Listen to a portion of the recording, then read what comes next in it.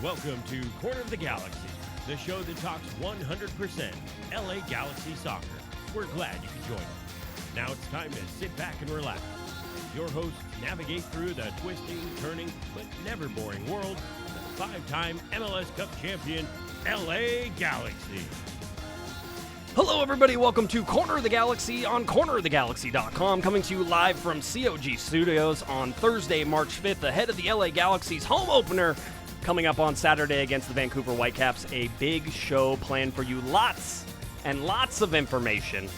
We're going to get you ready for this game against Vancouver. We're going to talk about all the fun LA Galaxy news, get you updated on injuries, and talk some other fun, little intricate things about the game coming up this weekend. It's going to be packed, so make sure that you are ready.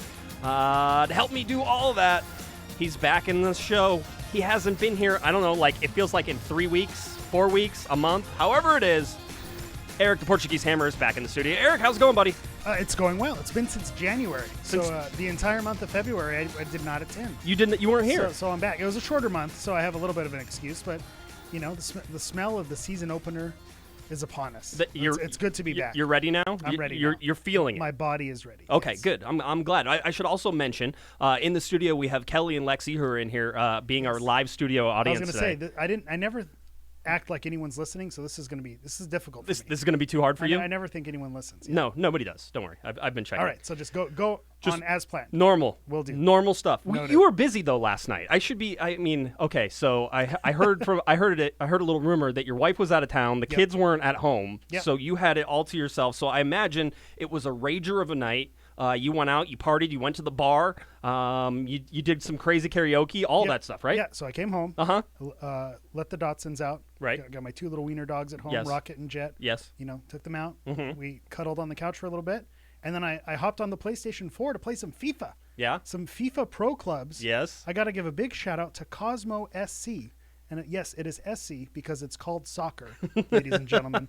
So Cosmo SC is a FIFA Pro Clubs team that is full of LA Galaxy supporters. So it was organized by Scott. So if you run in Twitter circles, LA Galaxy Twitter circles, you may know him as Vegan Gamer. So he's at VGN Gamer 12. Yes. He's a listener to the show, big Galaxy fan, and he's a big gamer as well. If you couldn't tell by gamer being in his in his @ so he organized Cosmo SC with we had 11 plus. So we even had subs on the bench. You had subs on the bench ready to come in? Okay. So it was just a lot of fun getting on there, putting the headset on, talking to everyone.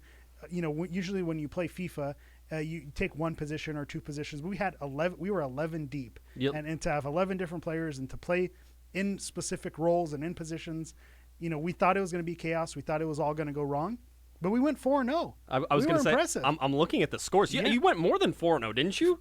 3-0, 3-1, oh, 3-0, yeah, 5-0. One 3-0. of them was a forfeit. We made the other team rage quit, so they ended up getting a red card. So we actually technically won 5 games. That's very nice. But 4 full games, and the digital hammer played right mid, right wing back, center back, and striker. Got a goal. I had the versatility of a Nick DePew. Oh, wow. I am Cosmo SC's Nick DePew. So a big shout out to everyone who participated in that. And I know they're going to be streaming games. So I'll be retweeting that out. If you follow Scott, he'll be retweeting that out. You're never going to have enough time to play that game ever again. I was going to say, that was know? the one weekend the stars aligned, the Wiener dogs cooperated. But I don't know that I'll be able to play again. But I'll try. I'll try to get in there. Maybe I'll get a second half substitution. I'm glad your Wieners cooperated. Not the first time I've seen it. All right. Family show, Josh. Family show. They're talking about the dogs. I was talking about the dogs, and you know that. Anyway, let's get to a little bit more. We talked earlier to everybody this year, and we said, hey, start throwing us some reviews. Right, and so we wanted to get to some reviews and actually talk. Game. It's like, hey, do the thing. So really, we're stealing this from other people. I'll tell you, if it's funny, it'll get read. If you're angry at us, it'll probably get read. So 1 star or 5 stars usually the way to go. Yeah, I was going to say, if anybody, they say on Amazon you should always go to the first 3-star review because that's the one that somebody actually took time to do. One. So we do have a 3-star review in here, which is great. Well, it makes me nervous. So yeah, it was great. But why don't I'll let you start. You picked one to read. So we're going to do these, and these are over the last month. So. I was going to say, does it need to be like a dramatic reading, or just read? No, you just read it. Just read it. What if I don't know how to read, Josh? Yeah, I know. On the spot. All right, so this one's called Setting the Bar for MLS Podcasts. It's a 5-star review.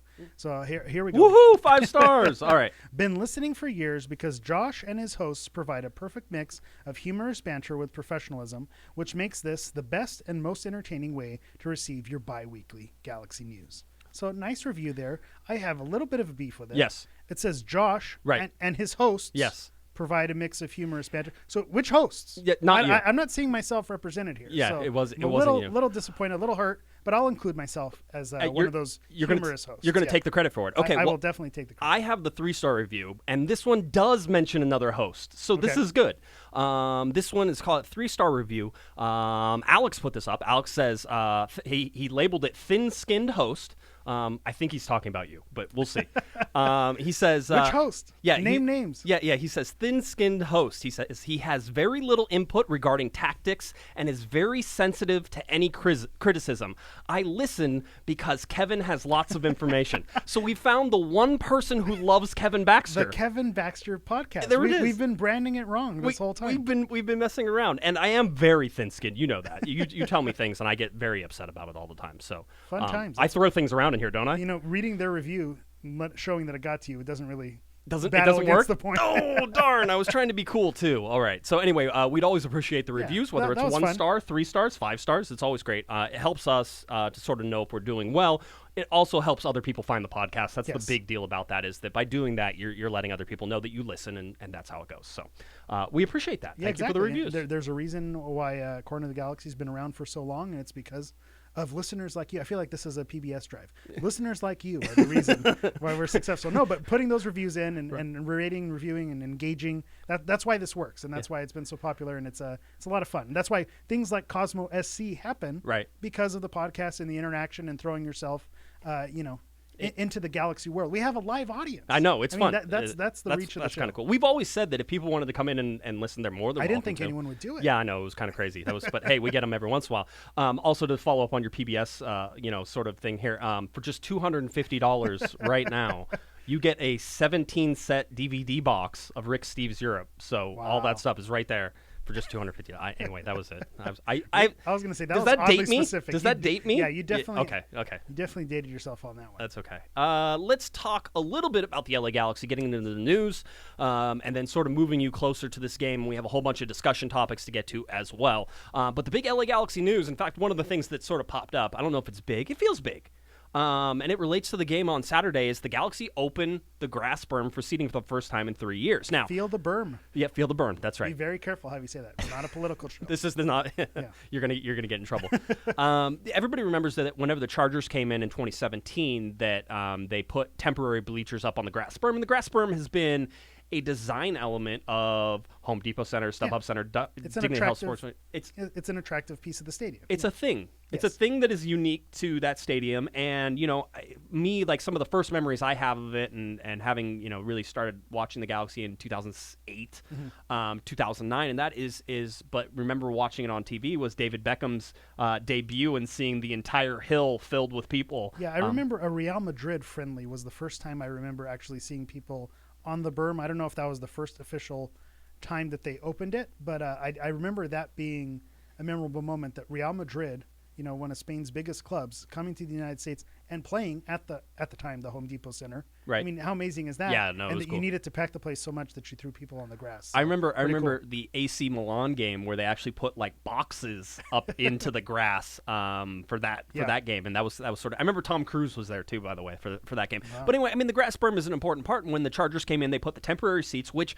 by the way, they couldn't use all of because the fire marshal wouldn't let them use them all. That's why there were tarps up there, and so fire marshals are always getting in the way. It is a thing. Safety first thing. So the grass berm is currently open. Now, I'm going to tell you that the seats up there for sale are $100 per seat. Not per seat. I said per seat in quotation marks, but it didn't translate on the podcast. All right, that was the whole part. But per person, it's $100. A ticket is $100 to sit on the grass, or for the luxury of sitting on the grass, or rolling down the grass hill if you're a kid. That's maybe it is worth $100. It's enticing. Yeah, it could be. Yeah, interesting. Now, no season ticket member discount or any. There's no way around that. I think season ticket members. Actually, Kelly was telling me earlier. Season ticket members get $80 seats, so you get $20 off. There was also I'm gonna say there also was a deal out there for Black Arrow SC that was for $25, and I think that went away. Okay. I'm not saying how that went away, but it went away. It was out there. And it was is out there, no and now longer it looks out like there. it's no longer. So I'm sure some people got some good deals for $25, but I think that got taken down for whatever reason. So the whole reason, listen, I reached out to the Galaxy as soon as I saw the $100 price tag, and I said, hey, are you guys sure you got that one right? Because it's the grass, right? And they're like, let me check. And so they checked on it, and they're like, yeah, it is. And so their rationale behind it is that this game is going to be a sellout, or at least it's going to be a near sellout, where they are expecting right now probably between 25,525 people, which is what the old capacity was whenever they had all the seats in there, all the way up to the 27,000 number. It used to be that if you got one person to sit on the grass, it was 27,000. Technically right? full. It didn't matter if there were 1,000 people on the grass. It didn't matter. 27,000. That's how they counted it. I think that the stadium capacity numbers changed a little bit. In fact, I've been told by the Galaxy it probably has. That you're probably in the high 26s, and that's probably what you're going to expect for this game. Now, that's why they're charging $100 per ticket, because the demand, and I was told this by the Galaxy, the demand for this game is higher than any game they've had in years. Yeah, they're expecting a sellout. You have Chicharito, first official home game. So it makes sense that there's a high supply for this, although that's not the rationale that I expected. I expected the rationale to be the Berm's kind of cool. And so, you know, is it at $100 cool? What makes a VIP experience, you know, setting the price up and making it exclusive? So by putting $100 premium on it, kind of makes it like a cool spot. Oh, you're on the Berm. How do you get on the Berm? It's almost like a exclusivity thing. It doesn't sound like that was the rationale, but it almost seems like you could probably sell it that way. Although it looks like they're not. So I guess I was wrong. But I think there's my idea. If you're listening, LA Galaxy PR, sell it as an exclusive. Put a red rope across it? Red rope for the Berm. The Berm?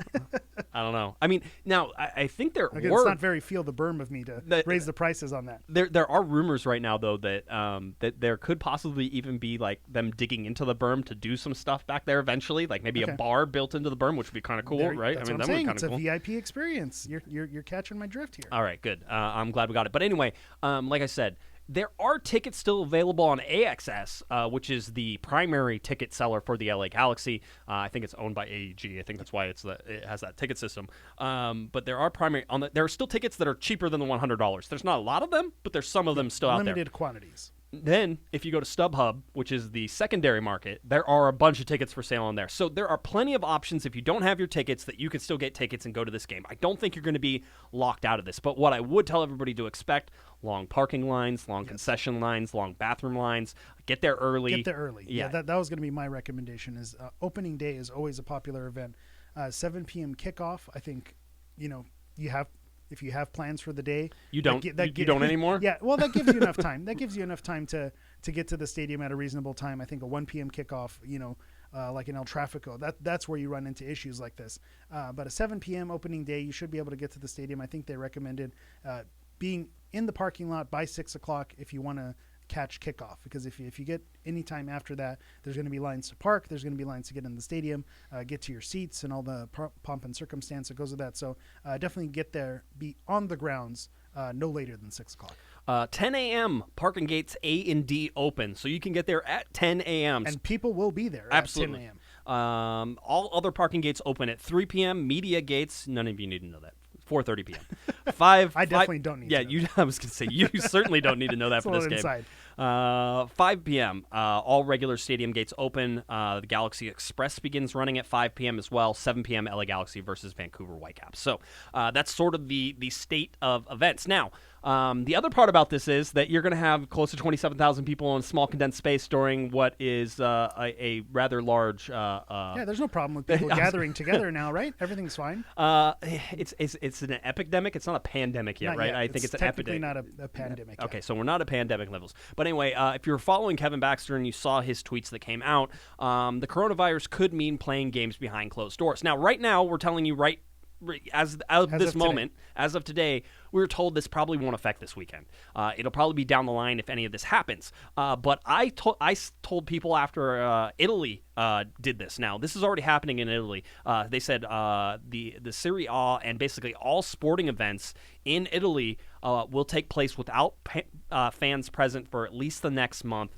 due to the coronavirus outbreak in the country, the Italian government announced on Wednesday. So they're going through this. There is a chance that you could see games in Los Angeles. That goes for both Southern California teams. And by the way, NBA, NHL.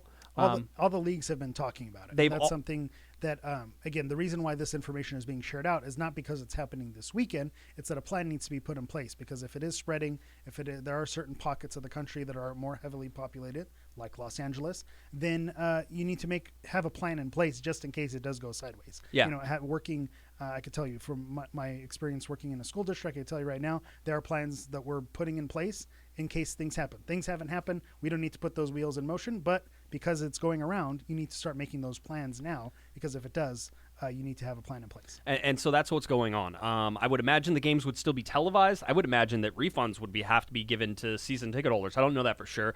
I'll start to ask those questions. I don't think it's imminent. It's not happening right now, and it doesn't seem like it's going to happen this weekend. It could happen down the road, though.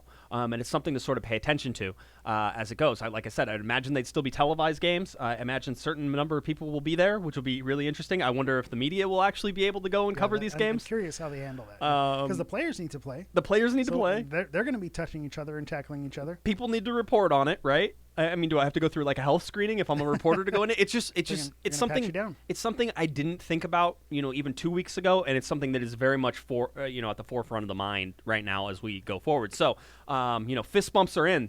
By the way, this weekend, fist bumps are in. We would need reminders to wash your hands. Washing hands needs to be, because now places are out of antibacterial soap. There's a kind of a little mass panic. So I don't want to dismiss it and laugh it off, because you don't want to dismiss it as something that's not being serious. But I don't think there's the need to panic just yet.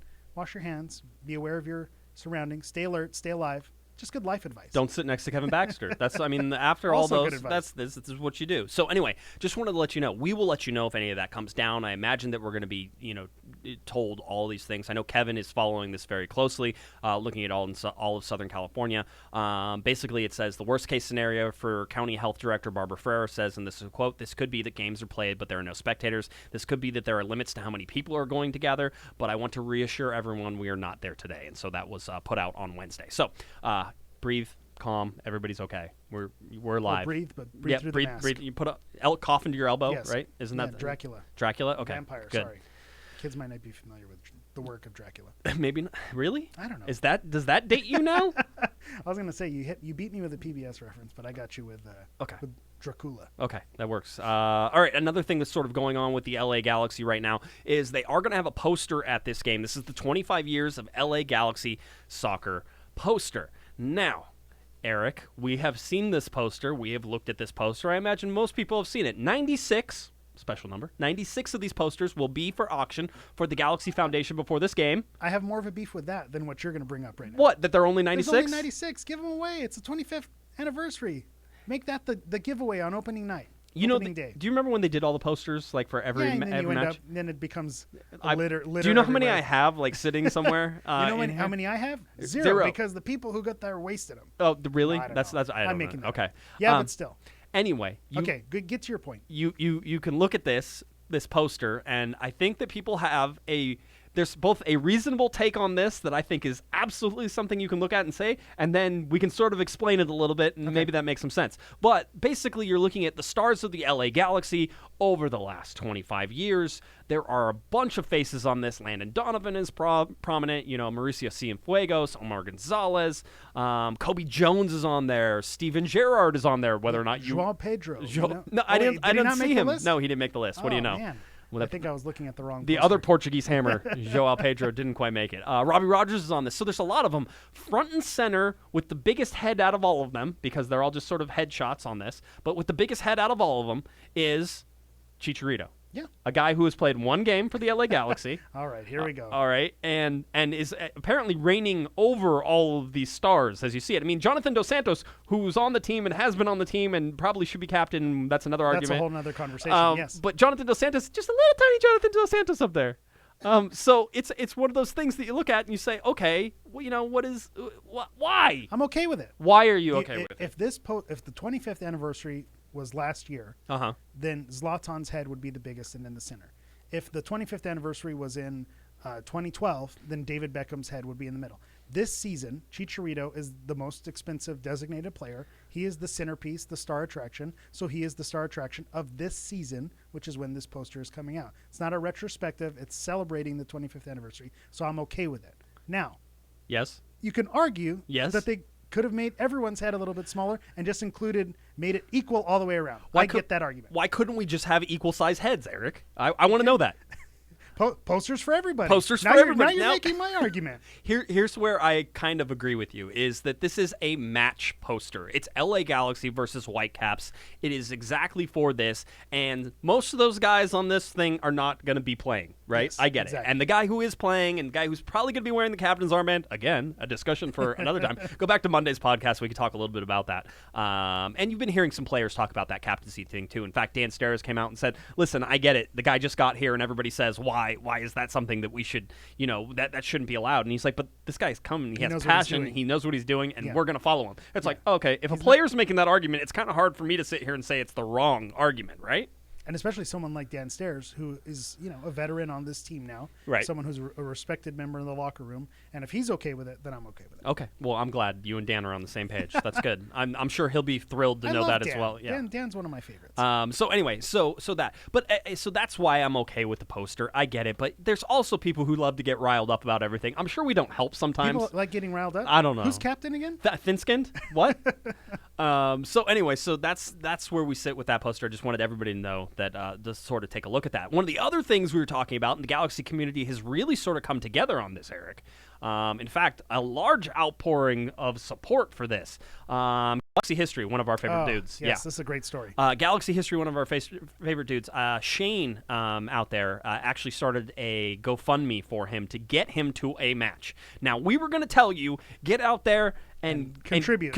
And you still can, because quite honestly, it's still a great thing. And I can tell you that of the $1,500 that they needed to raise, I know I'm a little bit about $70 behind on the screenshot that I took, but they're well over that now. I think they're into the $1,600, almost $1,700 range now. So they've met that goal. But if you want to, you can still go contribute, because as Eric rightfully said, I pointed out that Galaxy History has run fundraisers before. He's got to keep the lights on. He runs a website. There's I'm sure there's hard drives and things that he has to. There are other expenses aside from just getting him here to a game. I don't know exactly how they're going to divvy that out, but I would assume that those costs go to him. And when he comes here, he's going to need dinner. Right. He's going to need to buy some drinks. So, if we go over the goal, I think Danny would be okay with that. Yeah, and for what he does, he's just, such an important piece of this LA Galaxy community. On Twitter or Instagram, if you follow him, Galaxy_history, every day he posts something that's relevant to the club. So, like on this day in 2008, Carlos Ruiz scored a hat trick against Shanghai Hong Kong United. Right. And he received an assist from David Beckham. And when you think of Carlos Ruiz, you think of 2002. It's like, wait, Beckham and Ruiz, those generations didn't align. So it just reminded me, I forgot about that second spell of Carlos Ruiz. And, that's where Galaxy History comes in. And he's a huge part of the Galaxy community. So if you haven't already donated, it doesn't hurt to throw a few extra coins in there. Carlos Ruiz got traded after an international match. Where I think he kicked Tim Howard in the head. That sounds like the fish. And he was on the Galaxy, and then whenever he came back from he wasn't on the Galaxy anymore. I think that was how it went. It was one of those. Oh, I'm gonna have to look up. He also retired semi recently. Oh, really? I think the last World Cup cycle, right. He was playing for Guatemala. What? Geez. In 2018, yeah. Yeah, I think you might be right. Anyway, but all sort of just interesting stuff. And Galaxy History is there, so everybody did it. Good job. But if you want to go over there, there's a GoFundMe out there.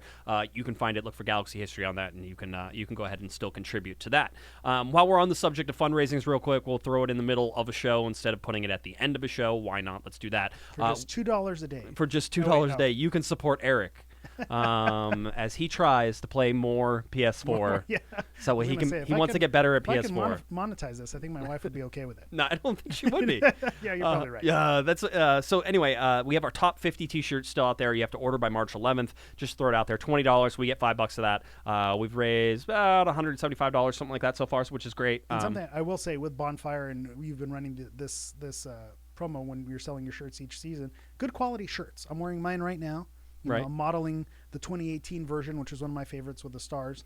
But every time you order a shirt, it's a good quality shirt, helps the show. We don't ask for much. but when we do, we ask for a little bit of support, and you get a shirt out of it. We don't ask for much, but when we do, we ask for a lot. Buy our stickers, buy our shirts, buy our stickers, buy our shirts. Go donate to someone else. Yeah, but still. Cornerofthegalaxy.com, click on the shop button. There you go. Okay, we're done. Let's move forward now, and I know we wanted to get into some actual discussion here as we get through the LA Galaxy news. Let's sort of talk about that. We're going to get through injuries and all that fun stuff. We're definitely going to talk about all that.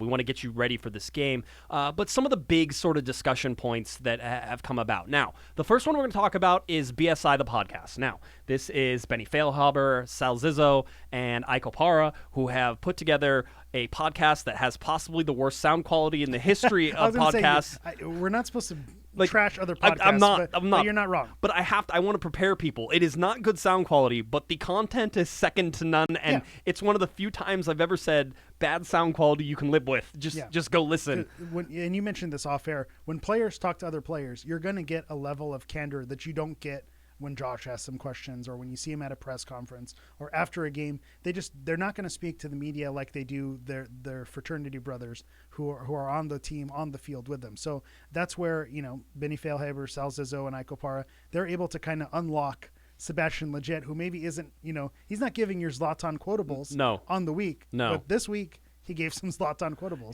Then the fun thing about the show is their last 2 episodes were Galaxy-centric.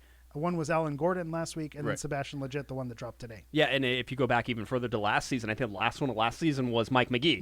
Yes. So you can start with Mike McGee. You can get to Alan Gordon. Alan Gordon was great. Yeah, he's awesome. He's great. And then you can get to Sebastian Lletget. We're going to go through Alan Gordon first and just some of the highlights on this, and this is why you need to listen. We're not going to be nearly as funny as Alan Gordon, nor can we be as colorful with the language as Alan certainly has a mastery I don't think this is a newsflash to anyone. We are not Alan Gordon. I'm 99-cent version Alan Gordon. One, you have too many clothes on to be Alan Gordon. That's true. So I do have a shoe. So, so I was going to say, there's a great family story show, about a family shoe that you're going to want to catch. Definitely not safe for work if you're looking at it. But Alan Gordon was on BSI, the podcast. He talks about Bruce Arena trading him to Chivas USA, and Bruce basically saying, hey, we have to trade you to Chivas. And Alan talks about going from first to worst. literally across the hall. Literally across the hall, first to worst, and how they were trading him because Bruce wanted to get Ronaldinho in. And this is a rumor that has been around for a long time that said, that Bruce was always trying to get Ronaldinho. The Galaxy were trying to get him and actually try to bring him in. And when you throw a big name like that out, it sounds ridiculous. It's okay. He's just talking with the guys, and he's throwing that name out there as a joke. But when you look at the year that he was traded to Chivas USA, it was in 2010. When you look at where Ronaldinho was on the tail end of his AC Milan tenure, and at AC Milan, David Beckham was on loan with AC Milan in 2008 and 2009. So the math checks out that David Beckham could have gone back to AC Milan on loan, playing with Ronaldinho, who's there, maybe doing some scouting and some talking to him, and then getting him to come back. Because if after AC Milan, Ronaldinho went on to play, he went back to Brazil, played for Flamengo in Brazil, and so his career kind of went on the downward trajectory. His retirement began, if you were to steal a Chicharito term.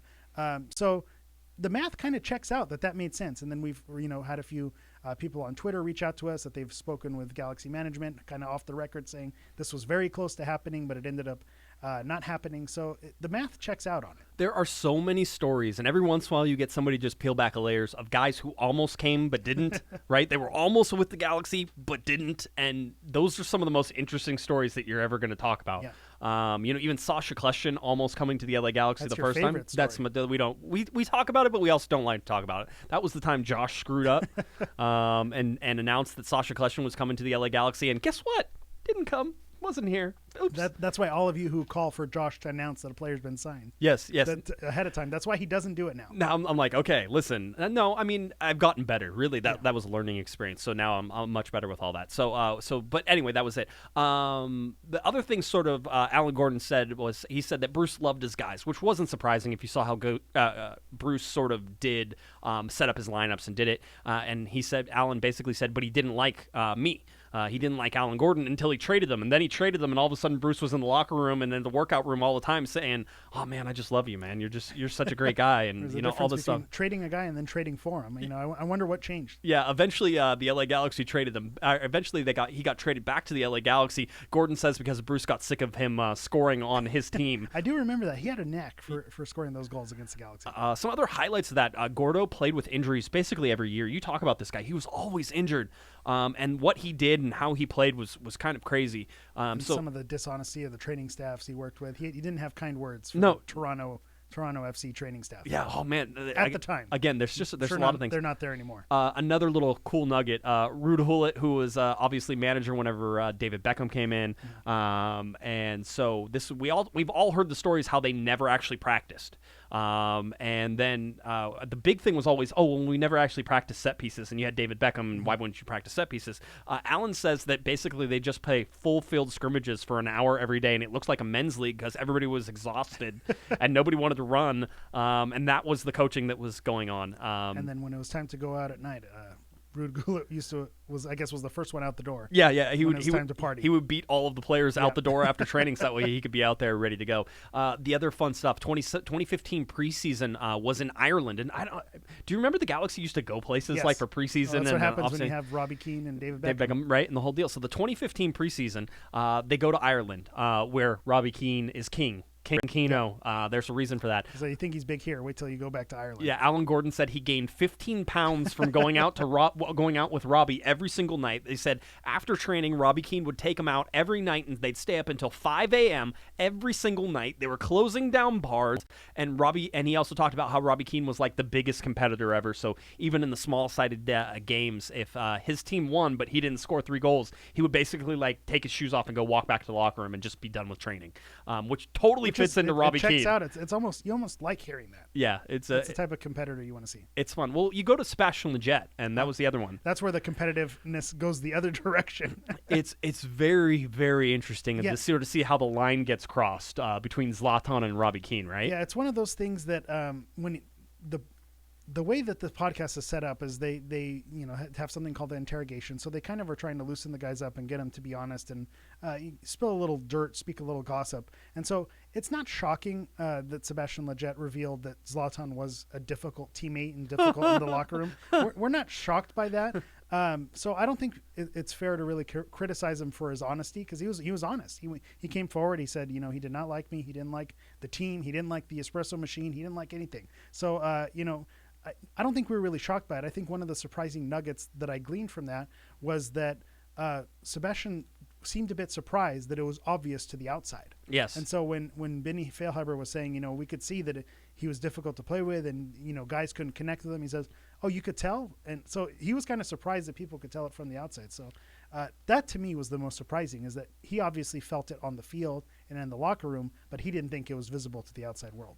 Sebastian Lletget says the hardest place to play is Sporting Kansas City. Says that he didn't mind going to Bank of California Stadium and play LAFC. That wasn't nearly as hard as playing at Sporting Kansas City. I said it had a European feel. Yeah, it has a European feel. It's just hard to do. And, they were talking, I think, with Benny Feilhaber whenever he was there, because he was with Sporting Kansas City, right? Kansas City for the majority of his career. So they talked about that.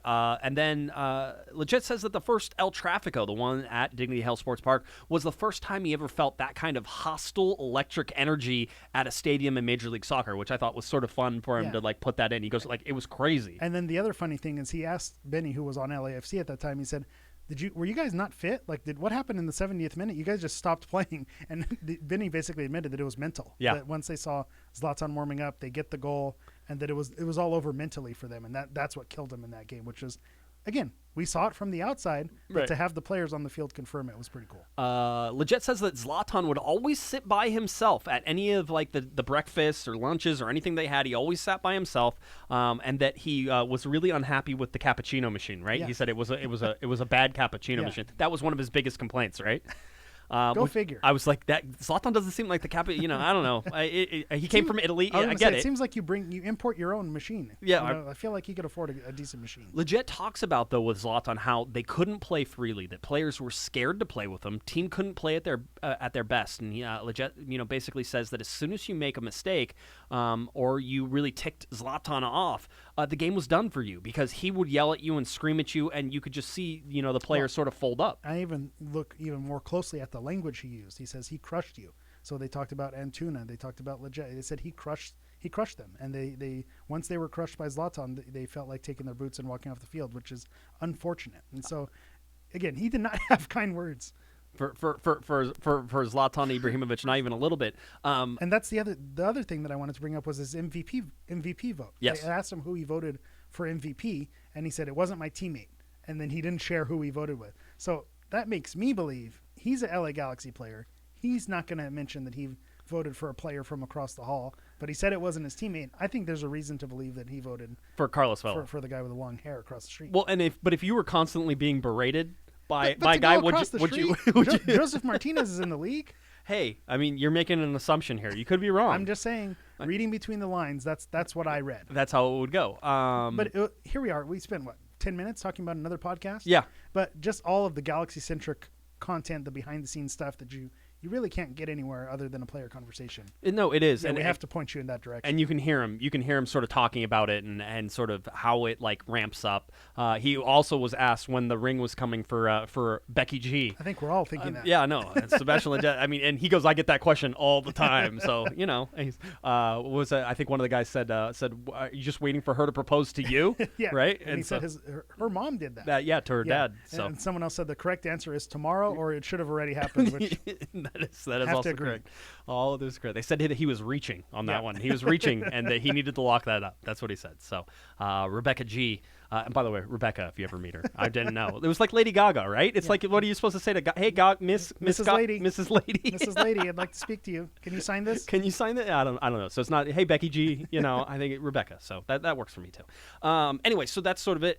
Another sort of interesting thing, and then we're sort of done. Again, it's BSI the podcast. You can find it on any of your streaming networks. It's there. Like I said, sound quality is horrible, but you know what? Hang in there, and there's some great content. So that is like, if you know me, sound quality is so important to me. Can we send them a microphone as a gift from the show? I kind of want to. I want to be like, hey guys. But it's so important to me that for me to say, go listen to this podcast, even though it doesn't sound the best, is like me really telling you the content is outstanding and you need to go do it. So anyway, go listen to that. You'll be enthused. You'll be entertained. It's not for listening before you go up to the game, though. Our podcast is before the game. Of course. So I just get it out of the way. Yeah, and then you can listen to this like when you're late at night, when you've already got this one listened to. Let's talk about again. There was an interesting article, and I just thought I wanted to sort of pull this out, which was that Kai Kamara used to work at Home Depot Center, so the former Home Depot Center, StubHub Center, Dignity Health Sports Park. People should know what you're talking about. You would hope at the Galaxy so. Stadium. I just say that. I just never want to like sort of assume. So anyway, he worked at the Galaxy Stadium. He came over from Sierra Leone. He moved into Los Angeles. He used to play at Cal State Dominguez Hills. That I knew. I knew he played for Dominguez Hills. Yeah, so he played there. And one of the reasons that he even wanted to go there was because they were building the stadium on the site of the campus, right? And so he was like, I'm going to be right there. Like you're talking to a guy who decided to get his master's from Dominguez Hills just so I could walk the grounds for graduation. For graduation? Yeah, I graduated on the same day as Giassi. Oh, there you go. Really? It's a fun fact. I think I knew that. Yeah. Did I know that? I think I told you that. I knew that. Okay. I was just checking. But anyway, so Kai Kamara, so all of this is to say, he had a security badge from working events at like Home Depot Center. He still has it. He still thinks of its time fondly. He was being interviewed in Newport Beach, and he used to play for Orange County Blue Stars, which, if you remember, that's the famous, sort of amateur soccer league in Orange County that used to have Jurgen Klinsmann drop by and play under a different name, but also with Brad Evans, Sasha Kleshton, Jordan Harvey, and Robbie Rogers. So there's a lot of people on there who are MLS I think stars. That's what the Blue Stars were one of those kind of ground seeds for what's now Orange County Soccer Club. So, soccer's been around in Orange County quite a bit. And so there's been a lot of clubs. That was one of the earlier iterations of that. So local boy. So that's kind of cool. It is cool. To read those stories. The whole reason to sort of bring this up is that we always talk about players wanting to go home. If you listen to that Mike McGee podcast, he talked about how he just wanted to play for Chicago Fire because it was the first team that he knew. Yeah. It was his home team, and he wanted to play for it. And I think that in the future, and maybe it's a far-off future, although it can't be that far off. Say we need a backup striker. Yeah, that you could see somebody like Kai Kamara coming home. And so that's just, it's sort of a long way to say it, but knowing he has history and reading the article, it was on The Athletic, it was by Sam Steshkel. It was very well done. It's very interesting. I implore you to read it if you have a subscription there. But anyway, it was something that sort of ticked me. It's like, this guy has a connection to David Beckham. I mean, the article really goes into a lot of these things. All right, let's get to a little bit of discussion, though, because I'm seeing a lot of talk about the outside defenders, because we do focus on the outside defenders. Super pivotal part of the LA Galaxy defense. Super part of the LA Galaxy offense are the outside defenders. When you talk about Guillermo Barros-Schelotto and his style, that 4-3-3, it was funny. I was looking at the stats from Houston, and the way you look at the team on the lineup sheet, is really not the way they play because, technically they have to fill out a 4-3-3 and they have, Leggett on the right and Fletcher on the left. And that's not really the way it's set up. It's you have your forwards with Pavone and Katai, and right behind them are Insua and Felcher. They are essentially, it's those 4 players running up and down the wing, and then everyone else kind of patrols the middle. Yeah, it is. But it's important to sort of talk. I see everybody talking about, the tracking back and how important it is to always track back if you're a defender. And that's a great idea, but really what you're talking about is more an understanding of how to fill in than it is simply just running back to your position. Are you asking for hustle or are you asking for positioning? I'm asking for positioning because exactly. that's the smart part about and this, that's right? the differentiation. I think people say, he got caught up, in the offense, and that's what they're being asked to do. You saw it a lot with Emiliano Insua, who we gave high ratings and we praised for that game in Houston because he was moving forward, he was whipping crosses in. That's his job. And so when Houston counters and now they're caught, with those 2 central defenders, you had Depew and Pipo back there. That's their job, is to cover for those players while they hustle back. So, they're doing exactly what they're supposed to be doing. It leaves the defense exposed. That's why they're susceptible on the counter, but it feels like they're doing what they're supposed to do. In my mind, you're not seeing the shift in the Galaxy because they get so many numbers in the box, and that again is what Guillermo asked them to do. They asked guys like Perry Kitchen to get into the attack, Sebastian Leggett to get into an attack, Sasha Kleshtin to get into the attack, and then you're asking Rolf Felcher on the outside to get into the attack. You're asking Insua to get into the attack. That's a lot of people getting into the attack. Doesn't leave a lot of people not getting into the No, attack. but what you'd like to see is that somebody cheats back on one side. Now that could be a central midfielder. That could be somebody like Perry Kitchen. I was going to say, when you said Perry Kitchen moving forward, that's not necessarily the guy you want moving forward. Exactly. You want to sit him back a little bit, and you want him to sort of try to break up those counters. That's important, but there's a rotation that needs to happen as well, which is the 2 central defenders that we talk about rotate towards that ball, right? So they're supposed to slide. So if they're being attacked off the right-hand side, they're going to shift over to that right. And then what you're hoping is that either a central midfielder can fill back in on the left-hand side because Insua got caught up. Essentially, they play, it's kind of like a stopper, like that third center back. It is, and they should be out there playing that. So you want to see that rotation on the weak side to sort of provide that because you're going to have more time to recover on the weak side usually than you do on the side the ball is being attacked up. So that's that rotation that doesn't happen, and a lot of times it doesn't happen is because they get too many people into the attack. It's about pulling somebody back, having somebody. Now, who's excellent at staying back or at least having their head on a swivel in order to break those up, Jonathan Dos Santos. And that's the interesting thing is because I think with the configuration of the team, you almost want to see a little bit more of him moving forward. But where he's best, I think, is almost in that stopper role, that defensive,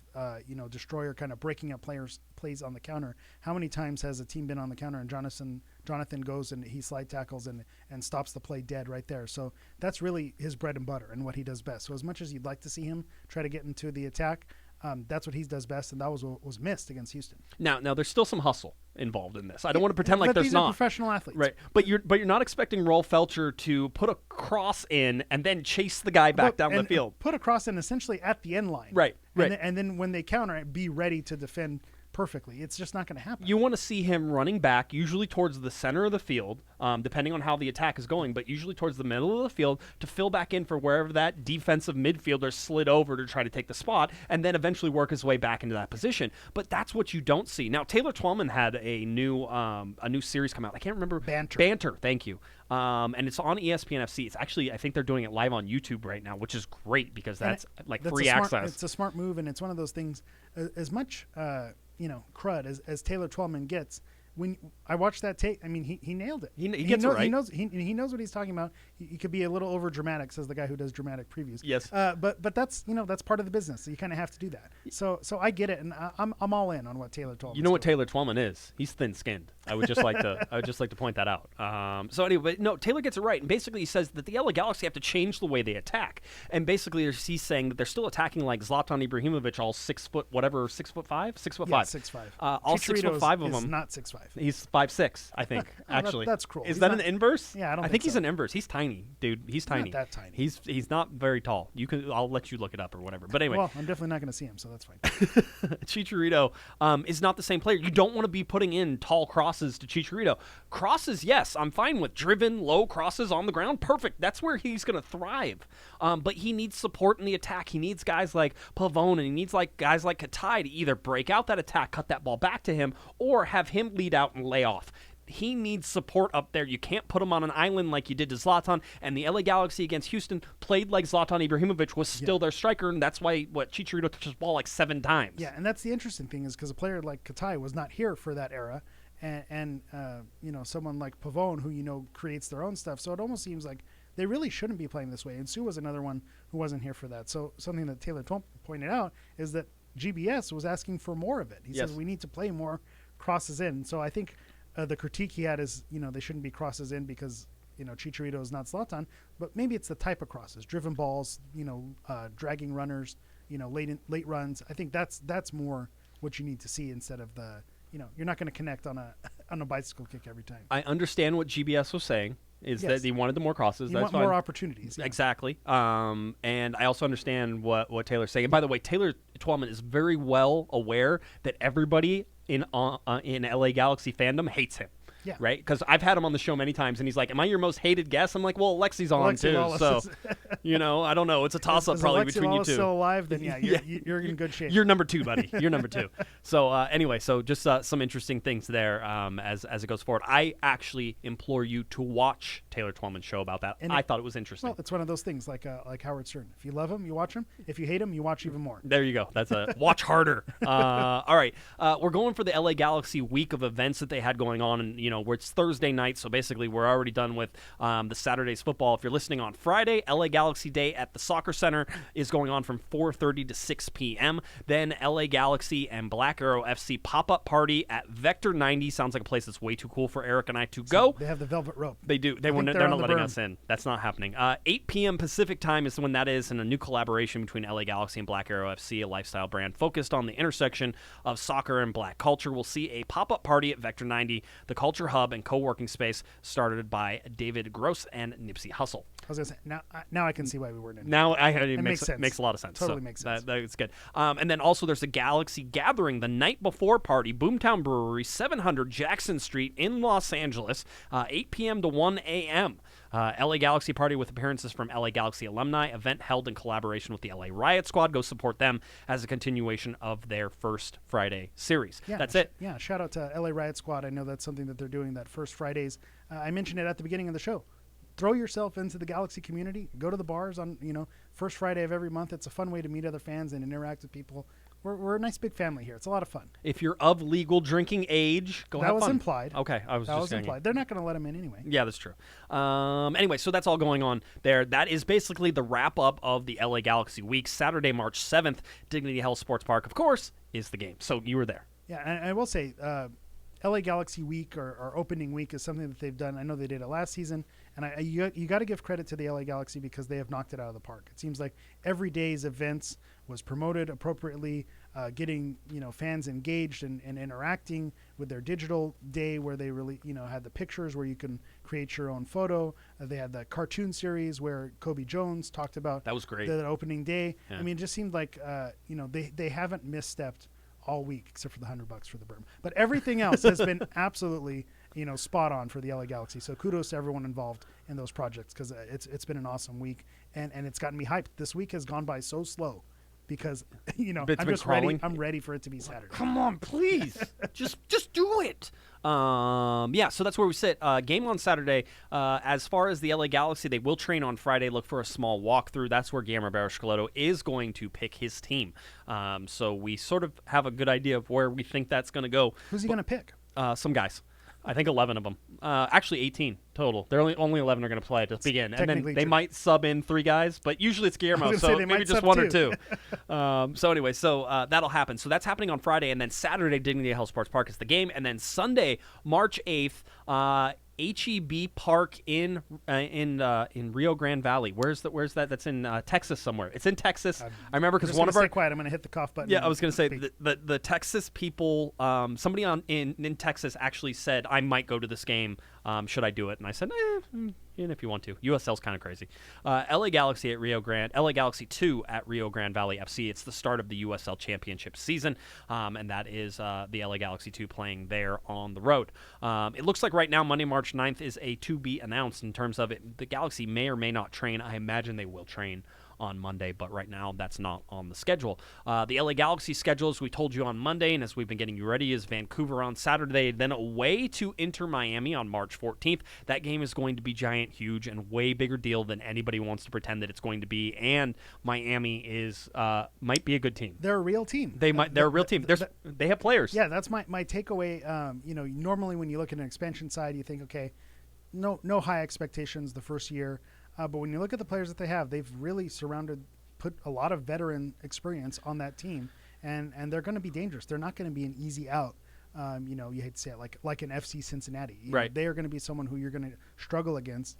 And when you look at what they're building in Miami and the fan base and the atmosphere that they're kind of throwing around, that place is going to be rocking. It's going to be their opening day, and I think that is not going to be an easy game. So, I think circling this game, taking care of business this Saturday is important because it's going to be difficult the following week. Orlando then at home after that, March 22nd, that ends March. Then April is Sporting Kansas City at home, Minnesota away, Philadelphia away, Toronto away, home to the Houston Dynamo. Wrap up the Houston series April 25th. That's fast. That's good for us. Get those games out of the way. Houston has not been fun towards the end of the season. But we wanted to get to a little bit of a preview in terms of what this league is going to look like according to 538, and sort of how we wanted to talk about that, because it's important, and there's a reason that we use 538 and sort of are able to gauge and guide you through the different stats and how it goes. So if you're on YouTube, you can see the graphic of 538 and what they have in terms of their picks and their winners. I know it's not exactly the giantest graphic you've ever seen, but there are 26 teams I have to fit on here now. Exactly. So, I was going to say I had to shrink the font to get it all to fit in my notes here. But basically 538, they use ESPN's SPI, which is the Soccer Power Index, and they use that and a lot of other factors in determining where the season is going to end up. If you look at the way it's laid out, the Galaxy sits in 8th overall with a 70% chance to make the playoffs, a 4% chance to win the Supporters' Shield. The funny thing is they have the second best projected offense and the third worst projected defense. There is no other team with a wild discrepancy like that. So if you read them from the top, we'll go all the way to the Galaxy spot. It's LAFC, Atlanta, Toronto FC, Philadelphia, Seattle, NYCFC, Inter Miami, and then the LA Galaxy. And I can tell you that Inter Miami was not there last week. So something happened this week that they saw that Miami is going to do a little bit better than they thought. But like you mentioned, when we talk about the Western Conference, the Galaxy actually sits third if you just look at Western Conference team. So when you think about projections, where do you think this LA Galaxy team should end up? Third place seems like a reasonable goal. Maybe they're not going to end up first in the West, but shooting for a third place spot seems reasonable for the Galaxy, and that's something that 538 has them. And so 538, we always talk about them, we reference them. It shouldn't be taken as the law, but in the past couple seasons, they've really been locked in. We look at just this opening weekend, there were 13 matches, and their highest percentage of predictions was correct 8 out of the 13 times. So that's a 61% winning percentage. And if you go to Vegas with 61%, you win. You're going to walk away a very happy person. So the ones they got wrong, RSL at Orlando, LA at Houston, and Toronto at San Jose, those were draws, which draws are never going to have the highest percentage anyway. So it's almost unfair to count that against them. So then you look at Minnesota won at Portland and Colorado won at DC. So out of the 13 games, they only really technically got 2 wrong. And so why this is important is the method that they use. So again, we might bore people, we might lose people with some of the stats, but we're not just throwing 538 because it's a convenient thing. It's because of what they use. So they use 3 different factors. It's adjusted goals, shot-based expected goals, and then non-shot expected goals. So basically what that means is they account for adjusted goals. It's accounting for conditions in which each goal was scored. So basically there's a less value if the other team had a red card, so there are fewer people on the field. It also adjusts, generally on goals scored over time. So if goals are scored later in the match, that's a factor. They lose points for that. Expected goals basically is what the team should have scored based on distance and angle from the goal. And then non-shot expected goals is the non-shooting action. So if they intercepted the ball on the penalty spot, that's a higher percentage chance, so they could have scored there. So it's not just, a random thing. We like this team. We like these players. It takes all of the stats and metrics into account, and that's why we use it, and that's why every week we say, what does 538 say? It's because of all those factors that go into it. Yeah, which, by the way, 538 is going to have something to say about this game coming up. I was going to say, I'm excited to share the stats for this week's match. I know, we're gonna get there. So I think what we can do is then get ready for this match. And, understanding this game coming up on Saturday is the home opener. It kind of feels like the season opener if you're really being serious about all of it, because everything seems to feel like it's all just building to this game. And last week's game was great, but it almost felt like an extension of the preseason, except, the points sort of counted. Dan Steres was even talking about how, I think, or maybe Joe Corona was saying how he was adjusting, and it's sort of like we're trying to get sort of out of preseason mode into game mode. I have a feeling that game mode is going to be, very much game mode on Saturday. And it's in front of, around 27,000. We know it's not 27,000, it'll be close. But in that neighborhood, a sellout crowd. The Galaxy is going to be up for this game. Yeah, it'll be close. So, in order to get us to this game, what we're going to do is get you with the hammer back once again. We wanted to make sure that he was here, wanted to make sure that he could do it for you. So, without much further ado, Eric, the Portuguese Hammer, with his dramatic game preview. Your LA Galaxy will make their first home appearance against Vancouver's frozen Whitecaps. So if you're upset about last week's draw at Houston, it is time to let it go, turn away, and slam the door. This Saturday, all will be found when the Galaxy look to do the next right thing when they take on the Whitecaps to secure their first 3 points of the season. Because for the first time in forever, Jonathan Dos Santos will look to be back in the starting lineup, and he will provide some much needed stability in the midfield. Will he be in form, or will he be lost in the woods? Speaking of Mexican superstars, Chicharito is yet to score, and he is going to go into the unknown when he steps into front of his first sold-out crowd at Dignity Health Sports Park.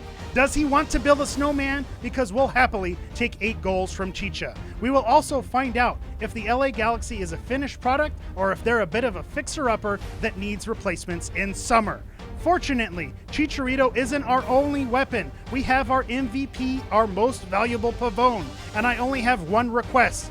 You are the answer we've waited for all of our lives. Show yourself, Christian Pavone. Let us see who you are.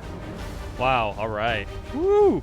Everybody okay? I was going to say, I blacked out. Again? Every time? I do that every time. Every time. Listen, I went a very specific direction there. Yes? I'm not going to get everyone in. Right. But if you have kids 5 to 11, right, that preview really spoke to you. Yeah, I was going to say a lot of Frozen references. Your Frozen knowledge is a little scary. Yeah, I was going to say that one was for my kids. Okay, I'm going to be honest with you. I'm glad they listen. I hope they do listen. Okay, good. They get excited. They were very excited at our live show. They had a lot of fun. They were bored to their tears most of the time. They were trying to get on mic, is what they were. Okay, well that's fine. I understand that. That was me my whole life too. So I get it. All right. So Eric gets you pretty close with all of that. I'll tell you right now that the LA Galaxy and home openers are a special thing. They're currently 10-5-2 all time, and I should point out our crack research staff, i.e. Larry Morgan, sent me all of these stats.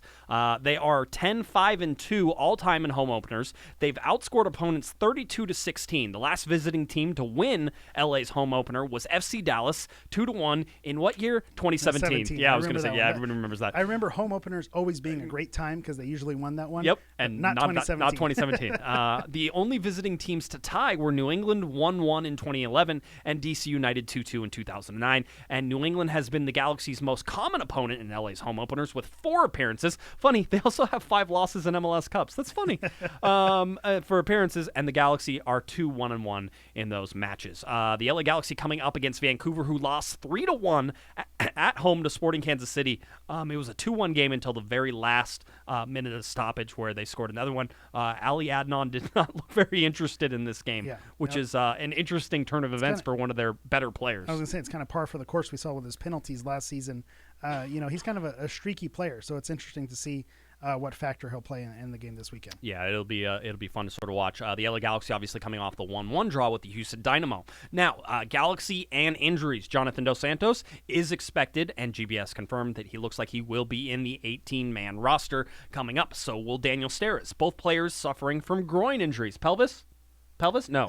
No, groin. Groin. Pelvis? I thought it was the flu. The pelvis? I was going to make another joke, but no, I didn't make it. You didn't make it. It was good. Stay away from that one. I was going to say, yep. Pelvis? No, groins. So that's where we're at right now. Both players expected to be in the 18. I wouldn't be surprised if you see both of them start either. I was going to say, I think it was intentional that it was mentioned that they are going to be in the 18 and that they're not starting. These are starting caliber players. I think ideally you want to see JDS start the game, but at the same token, this is Vancouver. Again, if you look at 538, they're not expected to do well. It's not going to be your better team. 538 doesn't like Vancouver. They really don't like Vancouver. So the LA Galaxy, without Jonathan Dos Santos, should be able to take care of business, and you bring in Jonathan Dos Santos as a sub to close out the game. Or, worst case scenario, if you really need him, you bring him on. You don't want to put him out too early. Big crowd, a lot of hype, pushes himself too much, and he hurts himself. So I think that's what you don't want to see. But again, do you want to also put your best starting lineup to win the game? Then Jonathan Dos Santos and Daniel Stairs are your guys. I think Jonathan and Dan both start. Yeah, there we go. You're probably right. But I'm just saying they were very careful not to make that guarantee today. They said they're going to be in the 18. Yeah, they're never going to tell you they're going to start. Like you could have, you have David Bingham and Guillermo's going to be like, I don't know if he's going to play. I don't know. I think he didn't feel very comfortable telling you that Chicharito's going to start. Well, yeah, I mean, there's certain guys. Again, it is certain guys, but there's a competitive advantage here. Are you going to get ready for Jonathan Dos Santos? That's true. There you go. That's a smart move. Or are you going to get ready for Sasha Klush and Perry Kitchen? I forget that other teams may be interested in knowing who they're going to start. By the way, Chris Winningham gave a little shout out to me and Corner of the Galaxy on the nationally televised Univision SAP broadcast there. that no one was able to catch. I watched it in Spanish. I watched it. I watched it in Spanish on my TV because Spectrum can't get it right. And then I watched, and then I had the audio from Twitter, coming through. So I was listening to the English on Twitter, and it was about 5 or 6 seconds delayed from the actual game, which was fine. I don't really care. I was there, and so we were watching. But anyway, Chris gave us a little shout out. I was fortunate enough. Chris is an avid listener whenever it's Galaxy Week for him, and he has to do it. I was going to say, if you're announcing the game, it'd be pretty wise to listen to the show. I would think so. I think I sort of mentioned it that I've talked to, for the most part, I'm in fairly constant contact with people who do ESPN and for now Univision, but not Fox. So they have Alexi Lawless, so they're in good shape. They don't need, exactly. But if you look at the broadcast qualities between Univision, who I think does a great job, I see where you're going with it, and ESPN does a great job. And then there's one that sort of falls on the wayside. And then there's the BSI, the podcast of MLS coverage. It's like they have a webcam behind the goal. I can't handle it. It's like 480p. Yeah. It's you can barely see. The ball looks like a pixel. Can't seem to get it right. Anyway, so that was great. We appreciate the shout out, and hopefully we provided some good information for that. But you look at this game, and Eric, I know you're about to tell me what the odds are from 538, and you showed them to me. And you should start by. Do you have the ones from last year? Okay. Last year the Galaxy lost. Yes. At home, 4-3, right? That was their last home game of the season. And everybody was like, "Oh, they're going to win this game," and it was another reason they didn't have a home playoff game was that game that they lost. So I'm going to start with 538 on September 29th, 2019. Galaxy versus Vancouver. The Galaxy were 78% favorites to win.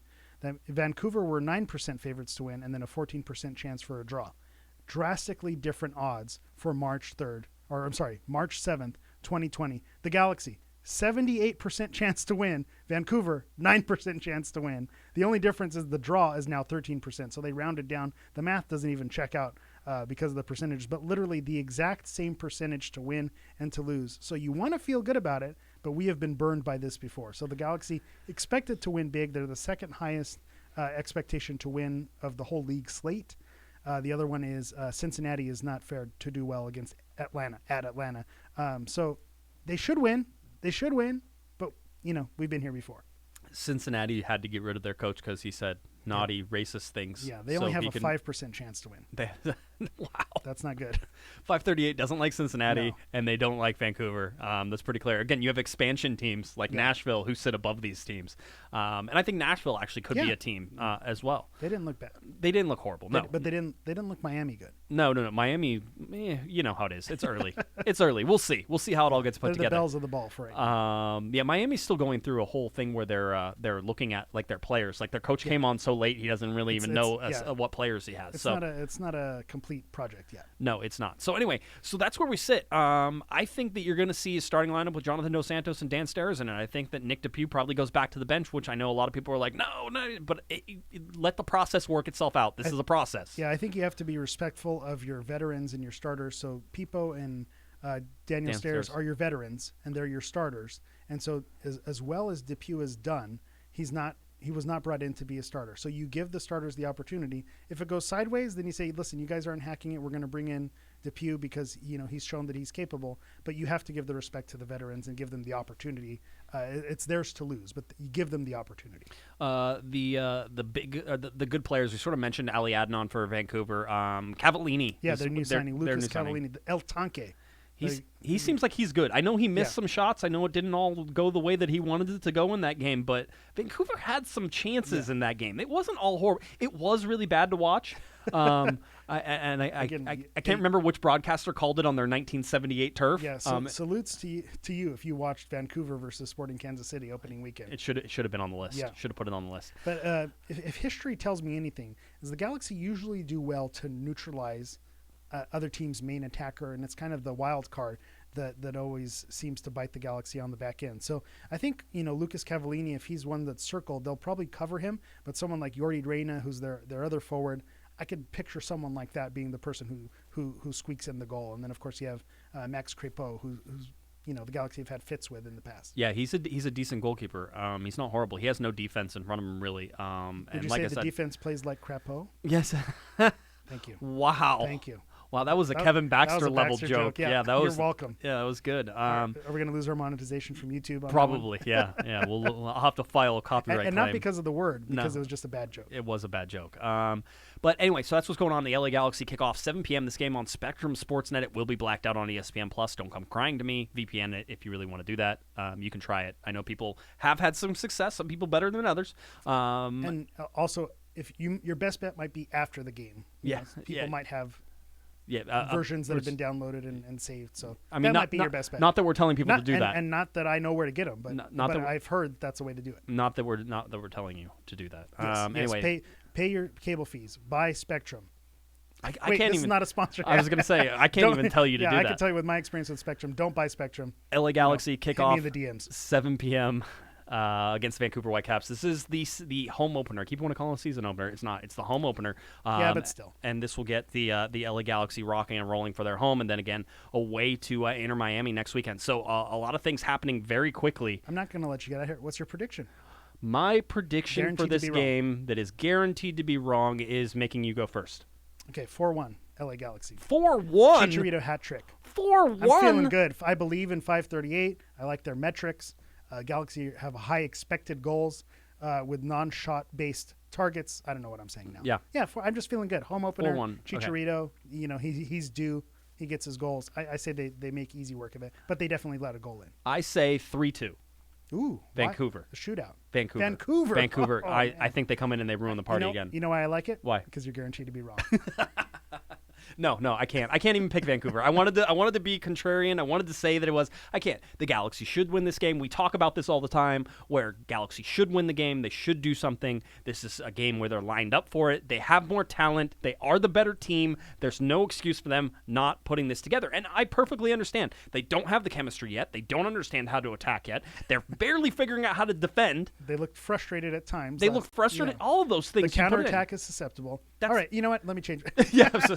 Okay, 4-3. 4-3. No, I still have faith. Okay, good. That's good. I think the Galaxy should win this game. And it should be a growing lesson for them. You should see Chicharito getting into the offense. You should see that Christian Pavone can score from anywhere on the field. Hopefully you're gonna see Alexander Katai go longer than 58 minutes. Yeah. Because really, I think you need him for 65 or 70 minutes if he's going to be an effective wing out there. And that's what we're gonna see as the season goes on. We're gonna see these guys get their fitness, hit their stride.